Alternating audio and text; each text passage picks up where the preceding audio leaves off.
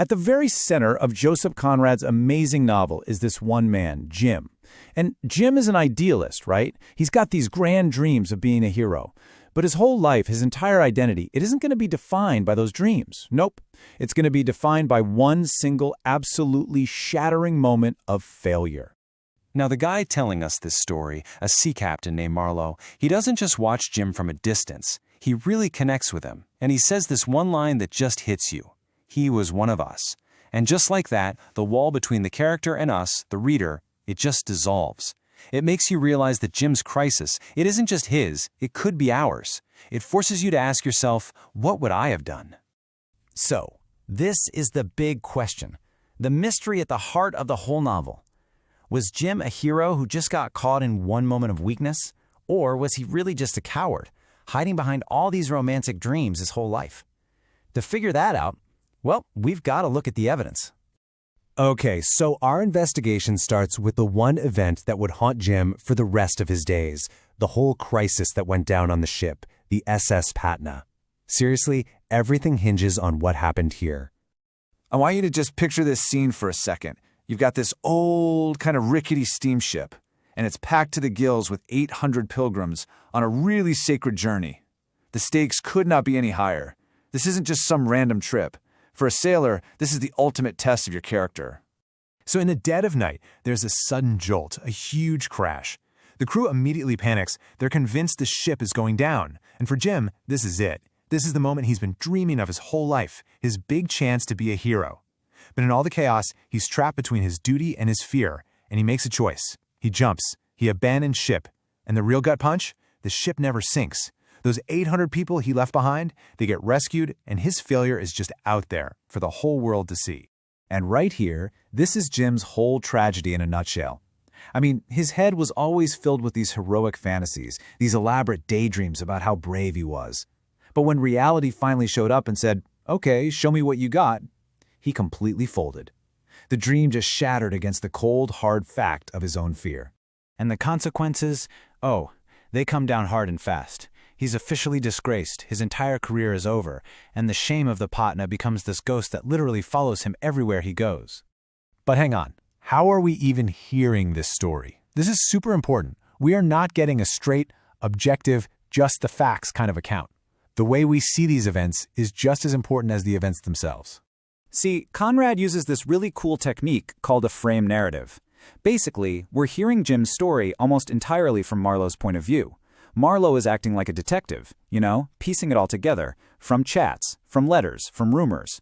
This means we never really get the raw facts. We get Marlow's version of them. And Marlow is not just some passive storyteller sitting on the sidelines. No way. He is actively trying to figure Jim out. He's an interpreter, he's a judge, a friend, a confidant. He's constantly weighing the evidence, turning this whole moral problem over and over and over in his mind. So what does this all mean for us? It means we can't just passively listen and accept everything he says. We are getting Marlow's interpretation, and it's totally colored by his own life, his own values. This whole setup forces us to become part of the investigation, to constantly question Marlow's point of view while we try to form our own judgment of Jim. So, driven by all this shame, Jim runs.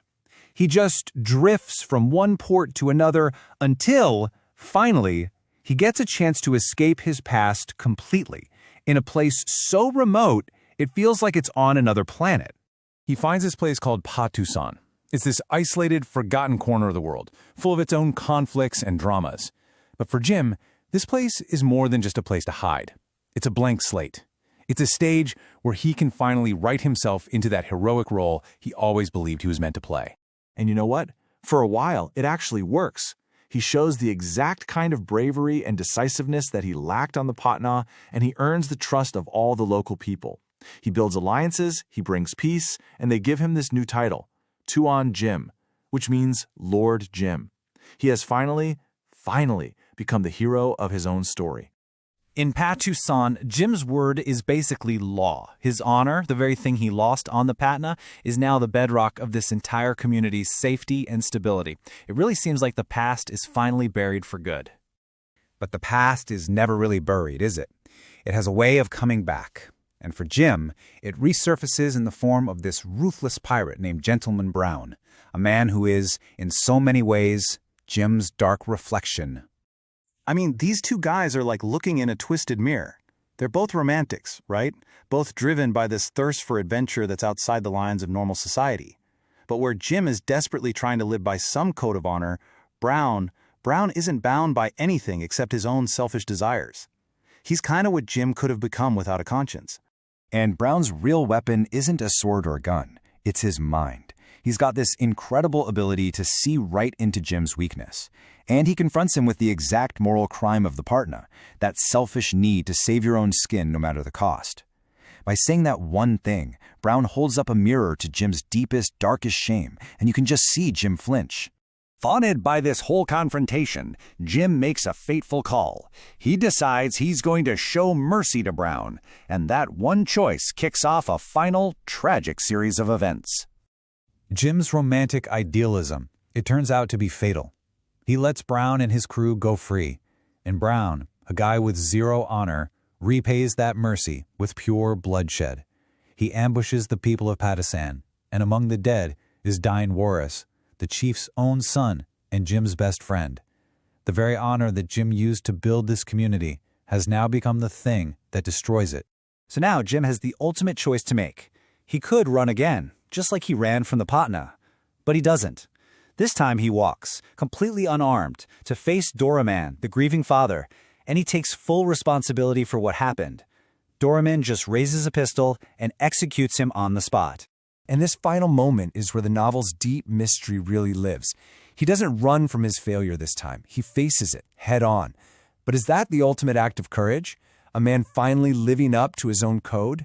Or is it just one last act of cowardice, a sort of romantic suicide to escape a world he just can't face anymore? And in the end, that's the question we're left with. Jim dies, but the verdict on his life? It's still open. He leaves behind this unsolved case, this tragic romantic story that Marlow, and by extension all of us, are left to judge for ourselves. Hero or coward? The case is yours.